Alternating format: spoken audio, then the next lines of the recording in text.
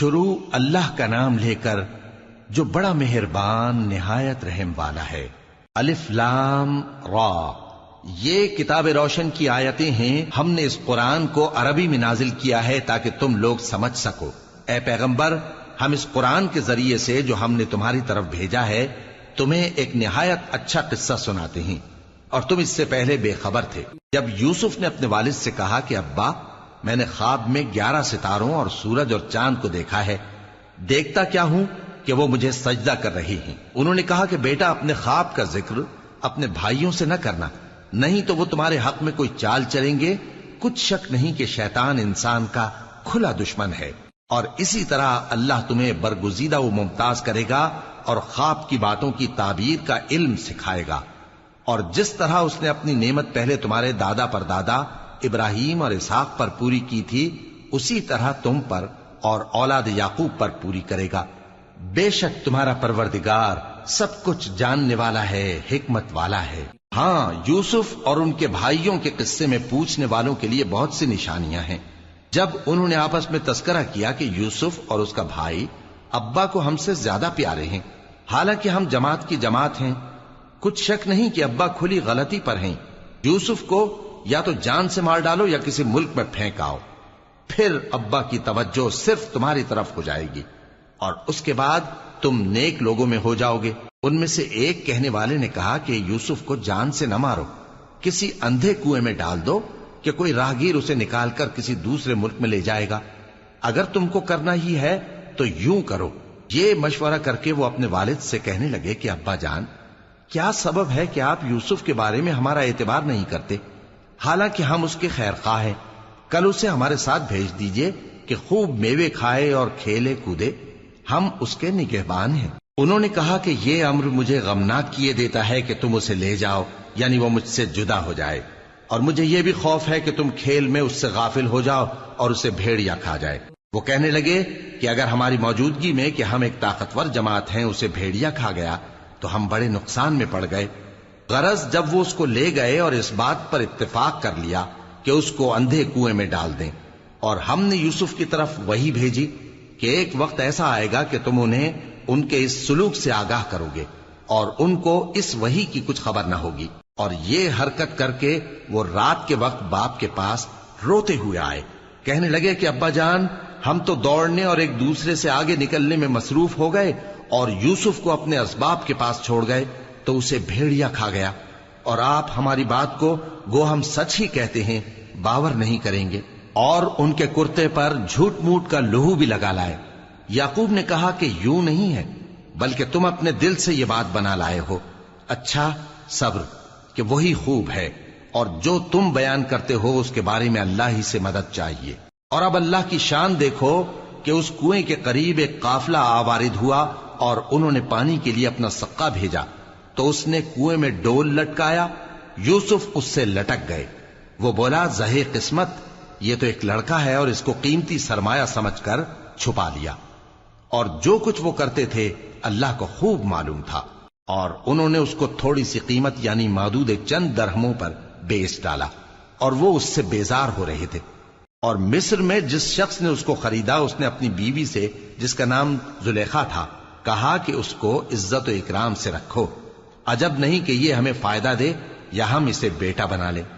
اس طرح ہم نے یوسف کو سرزمین مصر میں جگہ دی، اور غرض یہ تھی کہ ہم ان کو خواب کی باتوں کی تعبیر سکھائیں، اور اللہ اپنے کام پر غالب ہے لیکن اکثر لوگ نہیں جانتے۔ اور جب وہ اپنی جوانی کو پہنچے تو ہم نے ان کو دانائی اور علم عطا کیا، اور نیکوکاروں کو ہم اسی طرح بدلہ دیا کرتے ہیں۔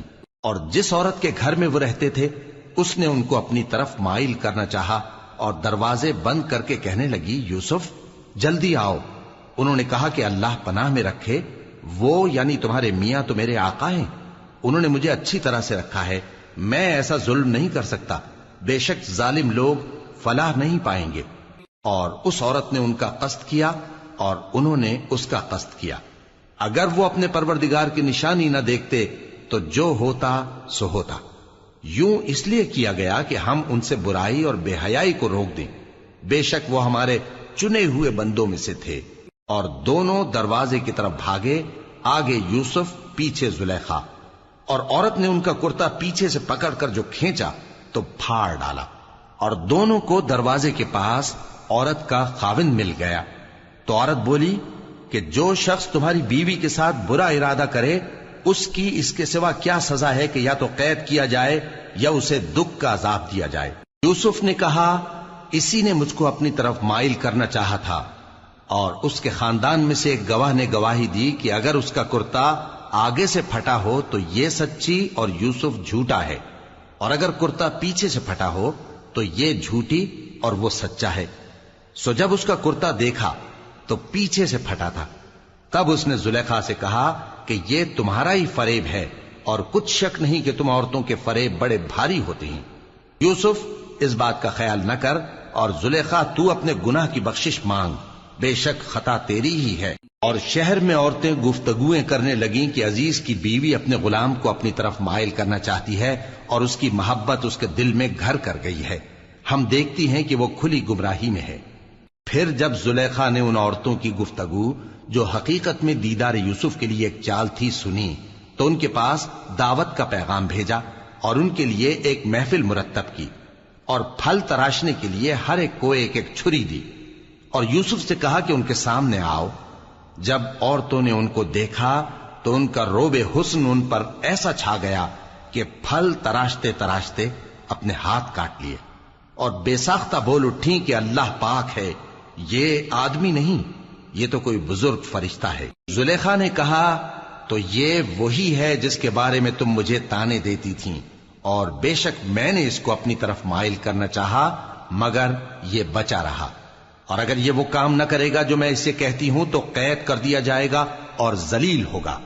یوسف نے دعا کی کہ پروردگار جس کام کی طرف یہ مجھے بلاتی ہیں اس کی نسبت مجھے قید پسند ہے، اور اگر تو مجھ سے ان کے فریب کو نہ ہٹائے گا تو میں ان کی طرف مائل ہو جاؤں گا اور نادانوں میں سے ہو جاؤں گا۔ پس ان کے رب نے ان کی دعا قبول کر لی اور ان سے عورتوں کا داؤں ٹال دیا، بے شک وہی تو سننے والا ہے، جاننے والا ہے۔ پھر باوجود اس کے کہ وہ لوگ ان کی بے گناہی کے نشان دیکھ چکے تھے، ان کی رائے یہی ٹھہری کہ کچھ عرصے کے لیے ان کو قید ہی کر دیں، اور ان کے ساتھ دو اور جوان بھی داخل زندہ ہوئے۔ ایک نے ان میں سے کہا کہ میں نے خواب دیکھا ہے، دیکھتا کیا ہوں کہ شراب کے لیے انگور نچوڑ رہا ہوں۔ دوسرے نے کہا کہ میں نے بھی خواب دیکھا ہے، میں یہ دیکھتا ہوں کہ اپنے سر پر روٹیاں اٹھائے ہوئے ہوں اور پرندے ان میں سے کھا رہے ہیں، تو ہمیں ان کی تعبیر بتا دیجئے کہ ہم تمہیں نیکوکار دیکھتے ہیں۔ یوسف نے کہا کہ جو کھانا تم کو ملنے والا ہے وہ آنے نہیں پائے گا کہ میں اس سے پہلے تم کو اس کی تعبیر بتا دوں گا۔ یہ ان باتوں میں سے ہے جو میرے پروردگار نے مجھے سکھائی ہیں۔ جو لوگ اللہ پر ایمان نہیں لاتے اور آخرت کا انکار کرتے ہیں، میں نے ان کا مذہب چھوڑ دیا ہے، اور میں اپنے باپ دادا ابراہیم اور اسحاق اور یعقوب کے مذہب پر چلتا ہوں۔ ہمیں شایع نہیں ہے کہ کسی چیز کو اللہ کے ساتھ شریک بنائیں، یہ اللہ کا فضل ہے ہم پر بھی اور لوگوں پر بھی، لیکن اکثر لوگ شکر نہیں کرتے۔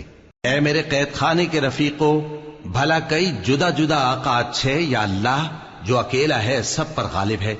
جن چیزوں کی تم اللہ کے سوا پرستش کرتے ہو وہ صرف نام ہی نام ہیں جو تم نے اور تمہارے باپ دادا نے رکھ لیے ہیں، اللہ نے ان کی کوئی سند نازل نہیں کی۔ سن رکھو کہ اللہ کے سوا کسی کی حکومت نہیں ہے، اس نے ارشاد فرمایا ہے کہ اس کے سوا کسی کی عبادت نہ کرو، یہی سیدھا دین ہے، لیکن اکثر لوگ نہیں جانتے۔ اے میرے قید خانے کے رفیقو، تم میں سے ایک جو پہلا خواب بیان کرنے والا ہے وہ تو اپنے آقا کو شراب پلایا کرے گا، اور جو دوسرا ہے وہ سولی دیا جائے گا، اور پرندے اس کا سر نوچ کھائیں گے۔ جو بات تم مجھ سے پوچھتے تھے وہ فیصل ہو چکی ہے، اور ان دونوں میں سے جس کی نسبت یوسف نے خیال کیا کہ وہ رہائی پا جائے گا، اس سے کہا کہ اپنے آقا سے میرا ذکر بھی کر دینا۔ پھر شیطان نے اسے ان کا اپنے آقا سے ذکر کرنا بھلا دیا، اور یوسف کئی برس قید خانے ہی میں رہے۔ اور بادشاہ نے کہا کہ میں نے خواب دیکھا ہے، دیکھتا کیا ہوں کہ 7 موٹی گائیں ہیں جن کو 7 دبلی گائیں کھا رہی ہیں، اور 7 خوشے سبز ہیں اور 7 خشک۔ اے درباریو، اگر تم خوابوں کی تعبیر دے سکتے ہو تو مجھے میرے خواب کی تعبیر بتاؤ۔ انہوں نے کہا یہ خواب تو پریشان خیالی سے ہیں، اور ہمیں ایسے خوابوں کی تعبیر نہیں آتی۔ اور وہ شخص جو دونوں قیدیوں میں سے رہائی پا گیا تھا اور جسے مدت کے بعد وہ بات یاد آ گئی، بول اٹھا کہ میں آپ کو اس کی تعبیر لا بتاتا ہوں، مجھے قید خانے جانے کی اجازت دیجیے۔ غرض وہ یوسف کے پاس آیا اور کہنے لگا، یوسف، اے بڑے سچے یوسف، ہمیں اس خواب کی تعبیر بتائیے کہ 7 موٹی گایوں کو 7 دبلی گائیں کھا رہی ہیں، اور 7 خوشے سبز ہیں اور 7 سوکھے، تاکہ میں لوگوں کے پاس واپس جا کر تعبیر بتاؤں۔ عجب نہیں کہ وہ تمہاری قدر جانے۔ انہوں نے کہا کہ تم لوگ 7 سال متواتر کھیتی کرتے رہو گے، تو جو غلہ کاٹو تو تھوڑے سے غلے کے سوا جو کھانے میں آئے باقی کو خوشوں میں ہی رہنے دینا۔ پھر اس کے بعد خشک سالی کے 7 سخت سال آئیں گے کہ جو غلہ تم نے جمع کر رکھا ہوگا وہ سب کو کھا جائیں گے، صرف وہی تھوڑا سا رہ جائے گا جو تم احتیاط سے رکھ چھوڑو گے۔ پھر اس کے بعد ایک ایسا سال آئے گا کہ خوب مے برسے گا اور لوگ اس میں رس نچوڑیں گے۔ اور یہ تعبیر سن کر بادشاہ نے حکم دیا کہ یوسف کو میرے پاس لے آؤ۔ سو جب قاصد ان کے پاس گیا تو انہوں نے کہا کہ اپنے آقا کے پاس واپس جاؤ اور اس سے پوچھو کہ ان عورتوں کا کیا حال ہے جنہوں نے اپنے ہاتھ کاٹ لیے تھے، بے شک میرا پروردگار ان کے فریب سے خوب واقف ہے۔ بادشاہ نے عورتوں سے پوچھا کہ تمہارا کیا قصہ تھا جب تم نے یوسف کو اپنی طرف مائل کرنا چاہا؟ سب بول اٹھیں کہ اللہ پاک ہے، ہم نے اس میں کوئی برائی معلوم نہیں کی۔ عزیز کی بیوی نے کہا، اب سچی بات تو ظاہر ہو ہی گئی ہے، اصل یہ ہے کہ میں نے اس کو اپنی طرف مائل کرنا چاہا تھا اور وہ بے شک سچا ہے۔ یوسف نے کہا کہ میں نے یہ بات اس لیے پوچھی ہے کہ عزیز کو یقین ہو جائے کہ میں نے اس کی پیٹھ پیچھے اس کی امانت میں خیانت نہیں کی، اور اللہ خیانت کرنے والوں کی چال کو چلنے نہیں دیتا۔ شروع اللہ کا نام لے کر جو بڑا مہربان نہایت رحم والا ہے۔ اور میں اپنے آپ کو پاک صاف نہیں کہتا، کیونکہ نفس امارہ انسان کو برائی ہی سکھاتا رہتا ہے، مگر یہ کہ میرا پروردگار رحم فرمائے۔ بے شک میرا پروردگار بخشنے والا ہے، مہربان ہے۔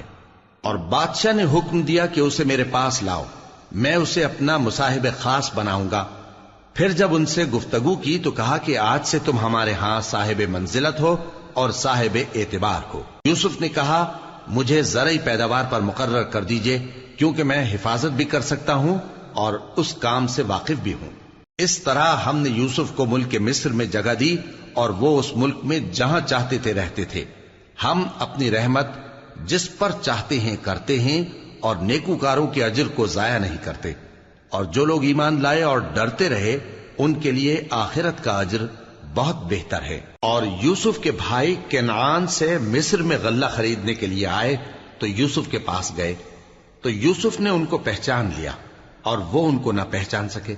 اور جب یوسف نے ان کے لیے ان کا سامان تیار کر دیا تو کہا کہ پھر آنا تو جو باپ کی طرف سے تمہارا ایک اور بھائی ہے اسے بھی میرے پاس لیتے آنا۔ کیا تم نہیں دیکھتے کہ میں ناب بھی پوری پوری دیتا ہوں اور مہمانداری بھی خوب کرتا ہوں؟ اب اگر تم اسے میرے پاس نہ لاؤ گے تو نہ تمہیں میرے ہاں سے غلہ ملے گا اور نہ تم میرے پاس ہی آ سکو گے۔ انہوں نے کہا کہ ہم اس کے بارے میں اس کے والد کو پھسلائیں گے اور ہم یہ کام کر کے رہیں گے۔ اور یوسف نے اپنے خدام سے کہا کہ ان کا سرمایہ یعنی غلے کی قیمت ان کے سامان میں رکھ دو۔ عجب نہیں کہ جب یہ اپنے اہل و عیال میں جائیں تو اسے پہچان لیں، اور عجب نہیں کہ یہ پھر یہاں آئیں۔ بس جب وہ اپنے والد کے پاس واپس گئے تو کہنے لگے کہ ابا، ہمارے لیے غلے کی بندش کر دی گئی ہے، تو ہمارے ساتھ ہمارے بھائی کو بھیج دیجئے تاکہ ہم پھر غلہ لائیں اور ہم اس کے نگہبان ہیں۔ یعقوب نے کہا کہ میں اس کے بارے میں تمہارا اعتبار نہیں کرتا، مگر ویسا ہی جیسا پہلے اس کے بھائی کے بارے میں کیا تھا، سو اللہ ہی بہتر نگہبان ہے اور وہ سب سے زیادہ رحم کرنے والا ہے۔ اور جب انہوں نے اپنا اسباب کھولا تو دیکھا کہ ان کا سرمایہ واپس کر دیا گیا ہے۔ کہنے لگے، ابا ہمیں اور کیا چاہیے؟ دیکھیے یہ ہماری پونجی بھی ہمیں واپس کر دی گئی ہے، اور ہم اپنے اہل و عیال کے لیے پھر غلہ لائیں گے اور اپنے بھائی کی نگہبانی کریں گے، اور ایک بار شتر زیادہ لائیں گے کہ یہ غلہ جو ہم لائے ہیں تھوڑا ہے۔ یعقوب نے کہا کہ جب تک تم اللہ کا عہد نہ دو کہ اس کو میرے پاس صحیح و سالم لے آؤ گے، میں اسے ہرگز تمہارے ساتھ نہیں بھیجنے کا، مگر یہ کہ تم گھیر لیے جاؤ یعنی بے بس ہو جاؤ تو مجبوری ہے۔ پس جب انہوں نے والد کو اپنا قول دیا تو یعقوب نے کہا کہ جو قول و قرار ہم کر رہے ہیں اس کا اللہ ضامن ہے، اور فرمایا کہ اے میرے بیٹو، ایک ہی دروازے سے داخل نہ ہونا بلکہ جدا جدا دروازوں سے داخل ہونا، اور میں اللہ کی تقدیر کو تو تم سے روک نہیں سکتا۔ بے شک حکم اللہ ہی کا ہے، میں اسی پر بھروسہ رکھتا ہوں، اور اہل توکل کو اسی پر بھروسہ رکھنا چاہیے۔ اور جب وہ ان مقامات سے داخل ہوئے جہاں جہاں سے داخل ہونے کے لیے ان کے والد نے ان سے کہا تھا، تو وہ تدبیر اللہ کے حکم کو ذرا بھی ٹال نہیں سکتی تھی۔ ہاں، وہ یعقوب کے دل کی خواہش تھی جو انہوں نے پوری کی تھی، اور بے شک وہ صاحب علم تھے، کیونکہ ہم نے ان کو علم سکھایا تھا، لیکن اکثر لوگ نہیں جانتے۔ اور جب وہ لوگ یوسف کے پاس پہنچے تو یوسف نے اپنے حقیقی بھائی کو اپنے پاس جگہ دی اور کہا کہ میں تمہارا بھائی ہوں، تو جو سلوک یہ ہمارے ساتھ کرتے رہے ہیں اس پر افسوس نہ کرنا۔ پھر جب ان کا اسباب تیار کر دیا تو اپنے بھائی کے تھیلے میں آپ خورا رکھ دیا۔ پھر جب وہ آبادی سے باہر نکل گئے تو ایک پکارنے والے نے آواز دی کہ قافلے والو، تم تو چور ہو۔ وہ ان کی طرف متوجہ ہو کر کہنے لگے کہ تمہاری کیا چیز کھوئی گئی ہے؟ وہ بولے کہ بادشاہ کا کٹورا کھویا گیا ہے، اور جو شخص اس کو لے کے آئے اس کے لیے ایک بار شتر انعام، اور میں اس کا ضامن ہوں۔ وہ کہنے لگے کہ اللہ کی قسم، تم کو معلوم ہے کہ ہم اس ملک میں اس لیے نہیں آئے کہ خرابی کریں اور نہ ہم چوری کیا کرتے ہیں۔ وہ بولے کہ اگر تم جھوٹے نکلے یعنی چوری ثابت ہوئی تو اس کی سزا کیا؟ انہوں نے کہا کہ اس کی سزا یہ کہ جس کے تھیلے میں وہ دستیاب ہو وہی اس کا بدل قرار دیا جائے۔ ہم ظالموں کو یہی سزا دیا کرتی ہیں۔ پھر یوسف نے اپنے بھائی کے تھیلے سے پہلے ان کے تھیلوں کو دیکھنا شروع کیا، پھر اپنے بھائی کے تھیلے میں سے اس کو نکال لیا۔ اس طرح ہم نے یوسف کے لیے تدبیر کی، ورنہ بادشاہ کے قانون کے مطابق وہ اپنے بھائی کو لے نہیں سکتے تھے مگر یہ کہ اللہ چاہے۔ ہم جس کے چاہتے ہیں درجے بلند کرتے ہیں، اور ہر علم والے سے بڑھ کر ایک بڑا علم والا ہے۔ برادران یوسف نے کہا کہ اگر اس نے چوری کی ہو تو کچھ عجب نہیں کہ اس کے ایک بھائی نے بھی پہلے چوری کی تھی، مگر یوسف نے اس بات کو اپنے دل میں مخفی رکھا اور ان پر ظاہر نہ ہونے دیا، یعنی زیر لب کہا کہ تم بڑے برے ہو، اور جو تم بیان کرتے ہو اللہ اسے خوب جانتا ہے۔ وہ کہنے لگے کہ اے عزیز، اس کے والد بہت بوڑھے ہیں اور اس سے بہت محبت رکھتے ہیں، تو اس کو چھوڑ دیجئے اور اس کی جگہ ہم میں سے کسی کو رکھ لیجئے، ہم دیکھتے ہیں کہ آپ احسان کرنے والے ہیں۔ یوسف نے کہا کہ اللہ پناہ میں رکھے کہ جس شخص کے پاس ہم نے اپنی چیز پائی ہے اس کے سوا کسی اور کو پکڑ لیں، ایسا کریں تو ہم بڑے بے انصاف ہیں۔ آخر جب وہ اس سے نا امید ہو گئے تو الگ ہو کر صلاح کرنے لگے۔ سب سے بڑے نے کہا، کیا تم نہیں جانتے کہ تمہارے والد نے تم سے اللہ کا عہد لیا ہے، اور اس سے پہلے بھی تم یوسف کے بارے میں قصور کر چکے ہو؟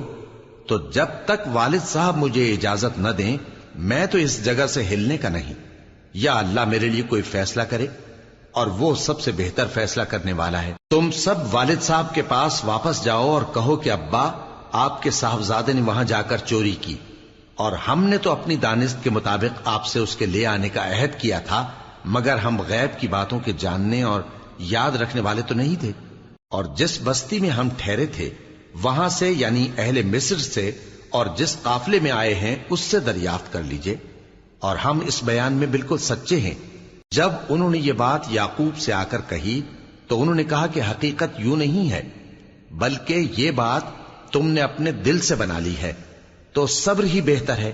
عجب نہیں کہ اللہ ان سب کو میرے پاس لے آئے، بے شک وہ علم والا ہے، حکمت والا ہے۔ اور ان کے پاس سے چلے گئے اور کہنے لگے کہ ہائے افسوس یوسف پر، ہائے افسوس، اور رنج و الم میں ان کی آنکھیں سفید ہو گئیں اور ان کا دل غم سے بھر رہا تھا۔ بیٹے کہنے لگے کہ واللہ آپ تو یوسف کو اسی طرح یاد ہی کرتے رہیں گے یہاں تک کہ آپ گھل جائیں گے یا جان ہی دے دیں گے۔ انہوں نے کہا کہ میں تو اپنے غم و اندوہ کا اظہار اللہ سے کرتا ہوں، اور اللہ کی طرف سے وہ باتیں جانتا ہوں جو تم نہیں جانتے۔ اے بیٹو، یوں کرو کہ ایک دفعہ پھر جاؤ اور یوسف اور اس کے بھائی کو تلاش کرو، اور اللہ کی رحمت سے نا امید نہ ہونا کہ اللہ کی رحمت سے تو کافر لوگ ہی نا امید ہوا کرتے ہیں۔